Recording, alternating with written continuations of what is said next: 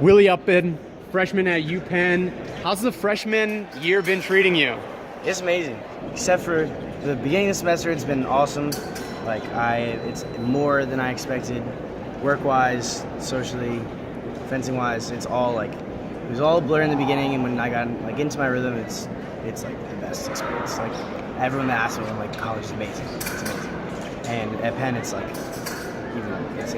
awesome. Like I have rave reviews about the school and the team and the work and the coaches. Like it's all amazing.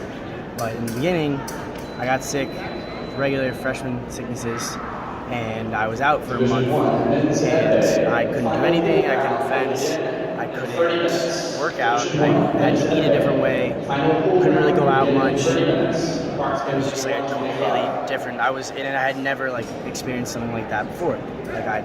I've never had a serious injury. I've never had a sickness that would knock you out like that. And for the first time in my life, I stopped fencing. The first time in 13 years, stopped fencing for a month and a half. So that was huge. I missed 4 tournaments.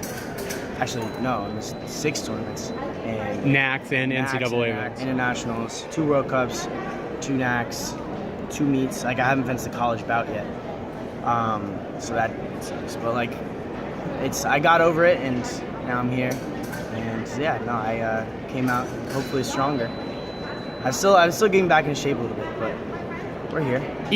Even the worst cold, the worst flu, whatever, only puts a person down at most for a week. Exactly. What had you down and out for a whole month and a half? Mononucleosis, and it's not fun.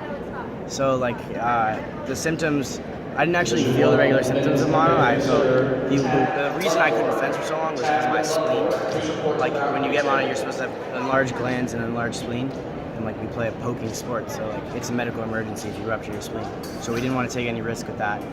And then, but the regular symptoms like tiredness and just literally not being able to walk upstairs, feeling like crap all the time, having to eat, you can't eat, you're never hungry. I didn't actually feel as much of those. It was more just about the fact that I was out, but didn't feel I felt like I could fence and work out and be an athlete, but I couldn't. My spleen. Mentally, you wanted that, but physically, I couldn't do it. And it was a new experience for me. I've never, like I said, I've never had to deal with an injury. I know that's a whole other part of being an athlete that I just haven't experienced yet. And this was kind of a freak thing. So it was weird, and it's also it's all very contagious. So I couldn't go to practice, I couldn't go to lift, I couldn't go on runs because you're not supposed to do any physical activity. It's tough, but that helped me a lot because I was kind of struggling in school in the beginning, getting adjusted to Ivy League workload, which is not easy. And then so I lifted my grades up. Mono actually helped me lift my grades up, to be honest. Social life got a lot better. Grades got better, and then when I came back, I was I think a happier individual, So now I'm excited for the second semester, which is our college season, the main part of it. So that's now I'm ready to back to 6-7 days a week, just constant work. With an athlete like yourself that competes at a high level, you mentioned really the 3 pillars of your fencing with NCAAs, NACs, and World Cups. That's a huge workload. How do you go from training full-time, competing internationally, to nothing? How did you stay sharp, focused, and positive mentally? I think, first off, just finding things to do. And Penn really helped with that, because just meeting new people, talking to teachers more, just being in different places on campus, just kind of wandering, and finding cool things to do. And being a regular student, I was not. Because you didn't have 4 hours of workouts a day. Yeah, my nutrition actually, I think it went down. I had to deal with that, and I think finding clubs to do, finding new friends to hang out with, and then just working a lot, studying, and I was taking tougher classes than I expected to. When I signed up for them, I didn't think they were as hard as they were, and so my studying hours probably went up by 3 per day, which is sleep went down, but studying went up. And so you just reallocated that time from fencing, studying, which is something I've also never done. Sorry, but it's just a whole different thing. You have to you can't. No one. You're not cool in college if you're like not working and getting A's. Like, no one respects that.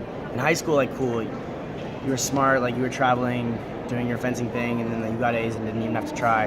It's a whole different thing. Like if you don't try, you're gonna fail. So like you gotta work, and that hit me hard. But like adjusting to that kind of took my mind off the fact that I wasn't fencing. And like I thought I was gonna be like jealous that like everyone was away, and everyone was like getting these medals and getting their points up or whatever they were doing overseas or at NACS. But I was like fine. I wasn't jealous. I couldn't do anything about it, so I was trying to like battle like depressive. Focusing on yourself. Yeah, just like doing my thing. Like I got to focus on myself a lot, and I think it was pretty life changing, to be honest. You're here back at your first competition of the 2016-17 season. Where are you on 100% scale? You 90%? I wish it was 90%, to be honest. I'm slightly out of shape, in my opinion. Like I was tired yesterday, and I only made it to the 8. I was dead. My hands started cramping, which usually doesn't happen until like very late in the tournament. But I think like right when I got clear defense, finals hit. So I wasn't training those 2 weeks. So I haven't really fenced much. And now when I get back, things get crazy. Like I have a meet next week, so I need to get in shape. But I think I'll be 100. Like, give me a week, I'll be back. I'll be back to where I need to be. All right. Yeah. We look forward to seeing Willie Upbin back at 100%. Thanks, Willie. Thank you.